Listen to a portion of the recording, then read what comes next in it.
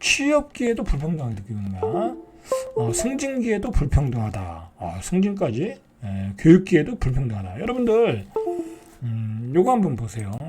우리가 뒤에서 얘기하겠지만 우리가 지금 격차가 벌어진 게 자산의 격차잖아요. 자산의 격차가 벌어지기 시작한 게 조금 앞쪽으로 가면 2006년이고 2010년 정도라고 그래요. 그죠? 우리 사회가 양극화되기 본격적으로 시작된 것은 자산의 격차로 시작된 거예요. 그죠? 앞에서 얘기했지만 이 소득은 따라와 줬다는 거야. 그죠? 고도 성장기였기 때문에. 그래서 거기서 소득을 가지고 집을 잘 산 사람들, 강남에 산 사람들, 어떤 사람들은 자산이 올라갔고 그렇지 못한 사람들은 자산이 떨어진 거예요. 올라가지 않은 거야. 아니면 뭐 제자리에 있거나 아니면 격차가 벌어졌거나. 자, 그 다음에 우리가 어디서 격차가 벌어졌냐면 좋은 입지에 좋은 아파트에 산 사람들은 좋은 환경에서 이 교육을 받은 거죠. 자녀 교육을 한 거죠. 그죠? 자녀 교육을 받은 거예요. 자녀 교육을 시킨 거죠. 뭐 대치동, 목동 그런데 그러면서 자식들에게 교육 격차가 벌어진 거예요. 그죠? 자, 일단 내 자산의 격차가 벌어졌고요. 2010년도에 그리고 교육의 격차. 예를 들어 2015년에 이제 15년 전후로 해서 교육의 격차가 벌어졌다.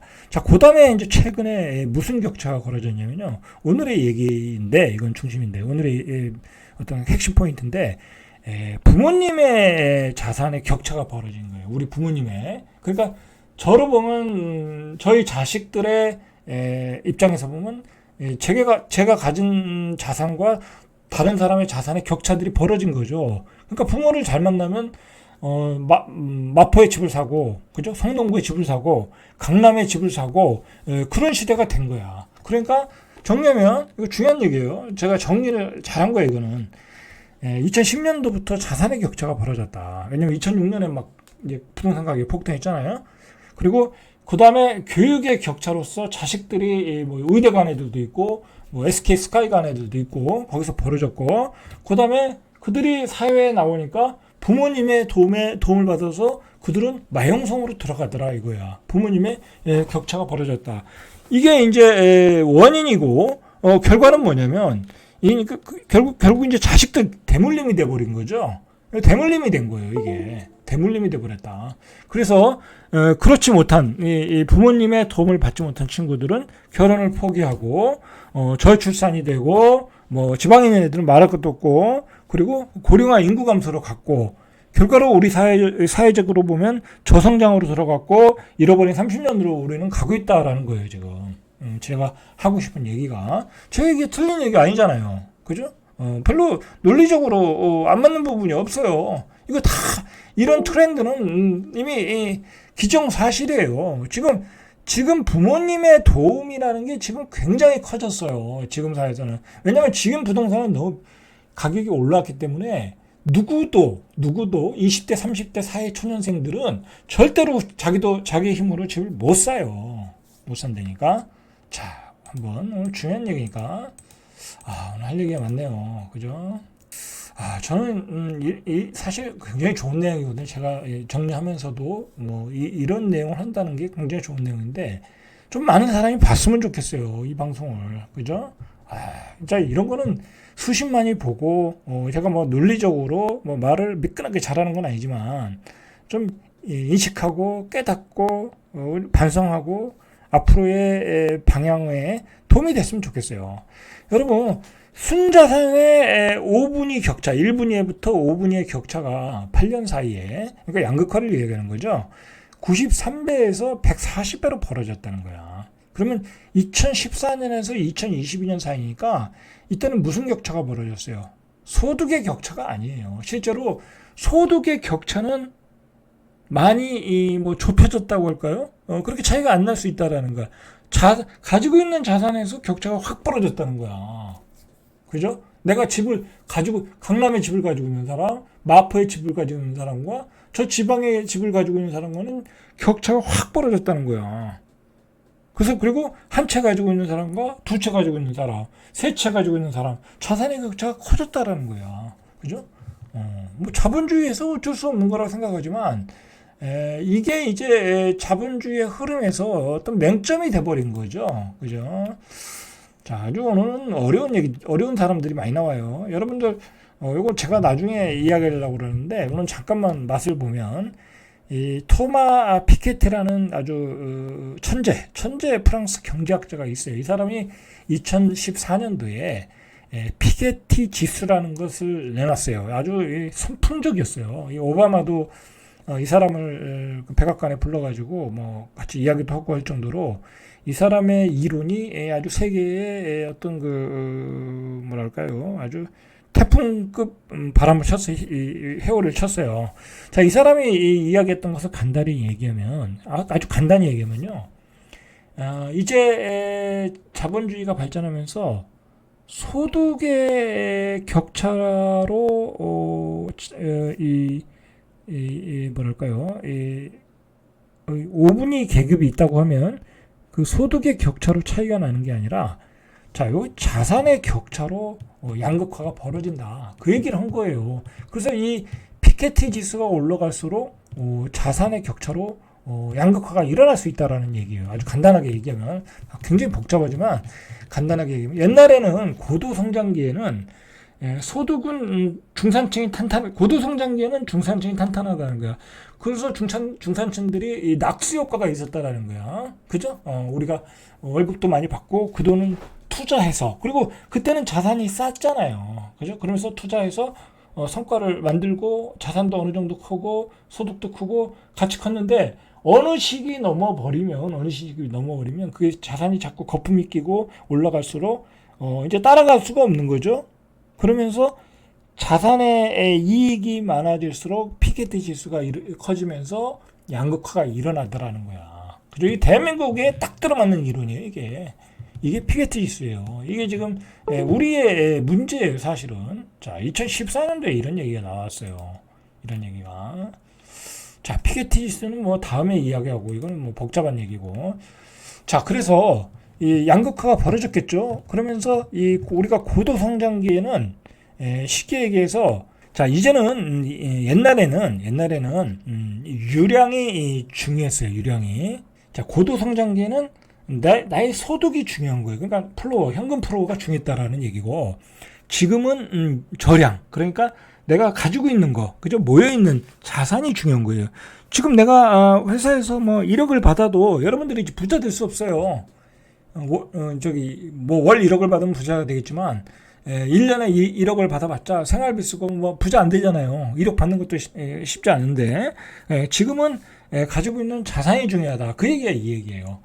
그래서 예전에는 유량이 중요했고, 이제는 저량이 중요하다. 이 피게티 지수하고 똑같은 얘기죠. 그 피게트 교수가 얘기하는 거고 똑같다. 그러니까 지금은 자산이 올라가는 속도가 너무 빠르다 보니까 내가 가진 소득 가지고 감당이 안 되는 거죠. 그죠?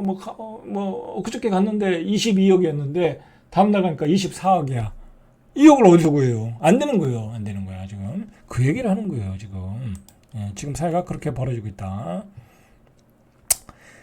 그러면서 이 자산이 거품이 끼고 급등을 하면서 소득을 가지고 못 따라가니까 중산층이 폭이 좁아지는 거예요, 지금. 중산층의 폭이 좁아지고 있다라는 거죠. 그래서 여러분들 지금 웬만한 소득 가지고서는 이제는 현실적으로 따라가기가 어려워요. 그리고 우리 경제로 돌아와서 보면 2010년을 기준으로 우리가 2010년 전부터 한 2020년 코비드 전까지 중국 호재로, 그죠? 중국 호황으로 엄청난 경제 발전을 했잖아요. 그죠? 그때 벌었던 돈들이 사실은 낙수 효과가 없었다라는 거야. 물론 이제 좋은 직장 다니시는 분들은 돈을 받았지만 그게 이제 자영업자로 이렇게 내려와야 되는데, 뭐 우리나라에다 공장을 짓고 뭐 그러다 보면 이제 건설업 쪽으로 들어가고, 건설업 쪽에서 다시 이제 그게 자영업으로 돌고 막 그래서 선순환이 되는데, 그게 다 외국에다 공장을 짓고 외국에다 투자하는 바람에 우리는 그때부터 이미 자영업자는 쇠퇴로 들어갔다라는 거야. 그죠? 그런 얘기를 하는 거예요, 지금. 다 이게 구조적으로 다 물려 있어요. 결국은 구조적으로 물려 있다. 자, 그래서 최근에 우리나라에서도 소득 불평등은 대체로 감사하는 방면. 그러니까 소득의 부분은 많이 격차를 줄였어요. 그러니까 뭐 어제도 얘기했듯이 우리 블루칼라들이 소득이 좋아졌잖아요. 그죠? 예전에는 그렇게 못 벌었거든요. 근데 이제 인구가 감소되면 노동의 가치가 올라가거든요. 그죠? 요즘 블루칼라들이 그렇게 임금이 작지 않잖아요. 소득의 불평등은 감소했는데 자산이 없는 거야, 우리 블루칼라들이. 그죠? 자산을 못 모은 사람들은 다 벼락거지가 된 거야. 이런 소득의 불평등 지표가 2011년 이후 꾸준히 감소하고 있는 반면, 그러나 2011년부터 이 자산의 불평등이 올라간 거야. 자산 상위 그룹과 자산 하위 그룹 간의 격차가 증가했다라는 거죠. 자, 그래서 그때 2011년에 자산 격차가 벌어졌고, 그 다음에 2015년경에 교육 격차가 본격적으로 벌어지고, 이제는 우리가 사교육을 비싸게 받지 않으면 스카이를 못 가요. 그거 얘기하잖아, 한국은행 총재도. 그죠? 얼마나 내가 비싼 학원을 다니느냐, 그거에 따라 자녀의 교육이 결정되는 시대야. 대한민국이 완전히 교육이 망가진 거죠. 자, 그 다음에 우리가 집값이 급등하니까 부모님의 도움을 못 받으면 이제 집을 못 사. 그래서 결혼 포기, 저출산, 고령화 인구 감소, 저성장, 그죠? 이렇게 도미노로 연결되는 거죠. 도미노로. 자, 2019년에 총 자산 중위 가격이 3,252만 원. 중위 가격이요. 전체 그룹 중위값 4억 3,191만 원에 7.5%에 해당한다. 순자산 상위 5분위의 총자산 중위값은 12억 7천. 자, 그러니까 그래서 자산 가격이 상승했잖아요. 그럼 자산 소득이 다시 또 다른 자산을 축적을 위해 사용될 수 있다는 거야. 그러니까 그게 이제 언제 벌어졌어요? 2015년, 16년에 벌어졌잖아요. 그죠? 그때 어떻게 했어요? 예를 들어 내가 자산이 많아. 현금은 조금 있고 금융 자산이 있을 테니까. 그래서 금리가 떨어졌잖아요. 그러니까 부자들이 어떻게 했어요? 뭐 부자들만이 아니라 대부분의 투자 성공한 사람들이 어떻게 했어요? 자기 자산에서 대출을 받았잖아요. 이빠이 땡겨가지고 구워가지고 갭 투자해가지고 레벨업을 한 사람들이 많았죠. 그죠? 그래서 부동산 폭등기에 돈을 번 사람들이 바로 그런 사람들이에요. 자기가 가진 자산을 이용해서 또다시 부동산으로 재산을 늘려서 자산의 격차를 크게 만들었다. 그런 기제가 지금 작동했다라는 거예요. 그죠? 그런 기제가. 근데 지금은 어떻게 달라졌어요? 또 그런 현상이 일어나고 있어요. 부모님의 도움을 받아서. 그죠? 이제 예전에 2015년도에는 부모님들이 투자해서 잘 됐고, 이제 그 부모님들이 그 자산을 가지고 자식을 위해서 또 똘똘한 채로 몰빵을 하고 있는 거예요. 이제 지방 같은 데 안 가고 아예. 그죠? 그거 계속 악순환이 되풀이가 되고 있다. 흑수저는 흑수저의 삶을 살고 있는 거고, 금수저들은 금수저의 삶으로 쉽게 이동을 하고 있다라는 거예요. 그죠? 상대적으로 부동산 자산을 많이 보유하고 있는 가구의 자산 규모가 더 빠른 속도로 증가하더라. 여러분들, 우리 유튜브에도 보면 폭락론을 좋아하시는 분들이 많잖아요. 그죠? 뭐 저도 뭐 그렇게 얘기하는 축에 들지만, 그 폭락론을 좋아하시는 분들이 왜 그렇게 했어요? 그죠? 이런 현실을 여러분들 폭락론을 좋아하시는 분들이 아는 거예요. 그죠? 우라통이 터지는 거죠. 그죠? 어떤 사람들은 부동산 투자를 잘해가지고 떼돈을 벌었고, 그 자산을 가지고 또 뻥튀기 하고, 그 자산을 가지고 또 자식들 또 대물림 해주고, 그죠? 그러니까 열이 받는 거예요. 그래서 폭락해라 이제 그런 뭐랄까요, 포지션을 갖고 있는 거예요. 답답한 거죠. 그죠? 자, 이렇게 서로 다른 수준의 부를 축적하게 만들어 사회적 불평등 문제가 심화되고 있는 거예요, 지금. 자, 국토연구원이 10월에 발표한 자산 불평등에서 주택의 역할 보고서라는 걸 보면, 자산 불평등은 여기서도 마찬가지죠. 국토연구원에서도 이 피게티 이론을 가지고 얘기하는 거예요. 소득 불평등보다, 그죠? 이 부동산 불평등이 더 크다라고 이야기를 하고 있어요. 이미 이제 사회가 인정을 해버린 거예요. 이제는 여러분들, 뭐 소득이 얼마 버냐, 그런 게 중요하지 않다는 거예요. 자식이 예를 들어요. 예를 들어 이렇게 딱 비교하면 정확한 것 같아요. 내가 대기업 다녀. 우리 우리 아버지가 되게 좀 부장이야. 그래봤자 1억에서 1억 5천 받지 않겠어요? 잘 받으면 2억까지. 그러면 근데 예를 들어 우리 강남, 그 사람은 또 집은 또 강남이야. 그리고 자식을 위해서 강남에 집까지 또 하나 사놨네. 그런 사람과 근데 우리 아버지는 설비하러 다니셔. 근데 돈은 잘 벌어. 한 달에 1,000만 원 이상, 1,500에서 1,000만 원 벌어. 블루칼라 자영업이면 기술이 있으신 분은 그렇게 벌거든요. 그러니까 돈 버는 차이는 별로 없어. 근데 시골에 딸랑 아파트 하나 있네. 그리고 그분은 우리 자식 전세돈 얻어줄 거 서울에다가 한 3억 정도밖에 줄 게밖에 없어. 그럼 차이가 나잖아요. 그 얘기를 하는 거예요, 지금. 제가 아주 적절하게 예를 들어줬어요. 자, 그래서 지금 자산 불평등이 어느 정도로 하냐? 20대를 기준으로 보면 서울 아파트 구입 저축 기간이 옛날엔 40년이었는데 지금은 88년이다. 20대가 집을 못 사는 거죠. 그죠? 그러니까 다 포기하는 거예요. 자, 주택가격 급등으로 순자산 상위 10%가 2022년 순자산액이 19억 6천. 그러니까 우리나라의 상위 10%는 한 20억 정도가 있어야 상위 10% 되는 거예요. 2014년에 11억 9천이었다는 거야. 그러니까 이게 불과 한 8년 사이에 이 사람들은 자산을 한 8억 정도, 7억 7천 정도를 늘린 거예요. 근데 반면에 하위 10%는 더 줄었다. 더 줄었다라는 거죠. 이렇게 통계에서도 나오고 있어요. 엄청난 자산 격차가 벌어졌다라는 거예요. 자, 소득 증가율을 보시죠. 실제로 1분위 소득의 증가율, 그러니까 하위층이죠. 48% 올랐어요. 2분위 40%. 이 최저임금이 올라가잖아요. 그죠?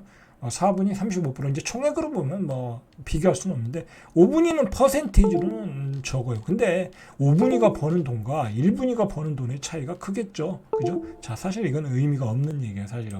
자, 그러면 이제 주택 가격에 이렇게 양극화는 또 어떤 현상을 주겠어요? 지역 간의 불균형이 일어나겠죠.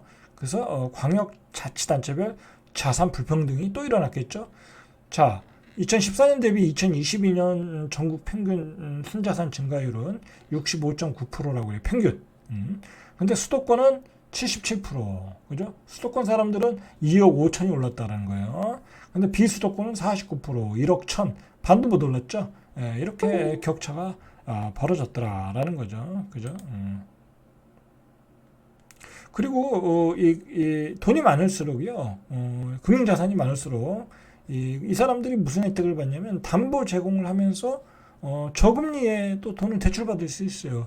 그런 격차도 무시할 수 없다라는 거죠. 그런 것보다는 제가 보기에는 그런 그 상위층 계급들의 고급 정보죠. 그죠? 그들 간의 인맥을 통한 고급 정보를 통해서 수익률이 높은 재테크 상품에 투자를 할 수 있는 정보력이죠. 거기서 또 차이가 더 급격하게 나겠죠. 자, 이 하위층은요, 전월세 비용이 계속 증가하고 있어요. 그죠? 전월세 비용이 계속해서 증가하고 있다. 그죠? 65.5%에서 71.3%로 하위층들은 왜냐하면 다 전월세 사니까. 그러니까 하위층들이 자꾸 운신의 폭이 좁아질 수밖에 없고 소비가 위축될 수밖에 없어요. 그죠? 그리고 결혼을 안 할 수밖에 없는 거고. 자, 정리하면요. 이제는 소득의 격차의 시대가 아니다. 자산의 격차. 그죠? 자산의 격차로 그게 대물림 단계로 가버렸다. 그죠? 대물림 단계로 가버렸다. 그래서 그게 여론조사를 해보면 청소년들한테 그게 그대로 나타나고 있다. 10명 중에 8명은 불평등하다고 느끼고 있다. 라는 거죠. 그죠? 자, 그러면 여러분들 이런 사실을 알고 각자 대응을 하셔야죠. 그죠? 이렇다고 또 비관적으로 보실 필요는 없고, 그죠? 어떻게 이 험한 세상을 우리가 돌파해서, 그죠? 5분위로 들어갈 건가, 그죠? 어떻게 살아갈 것인가 고민을 해야죠. 그죠? 이런 판을 파악을 했다고 하면 판은 이렇다는 거예요. 판은. 절대값도비의 명품 PD 한 PD였습니다.